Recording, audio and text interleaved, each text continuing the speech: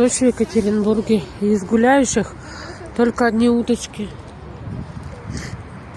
Уточки на плотинке называются.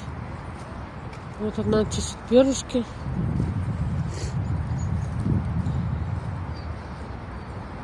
Вот такие вот красивые, упитанные они, толстенькие.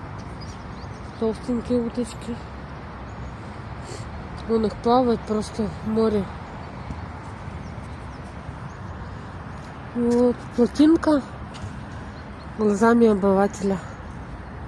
Никого, дождь, пасмурно. Вон там Высоцкий, центр Екатеринбурга. Вот какие уточки, поближе бы их посмотреть.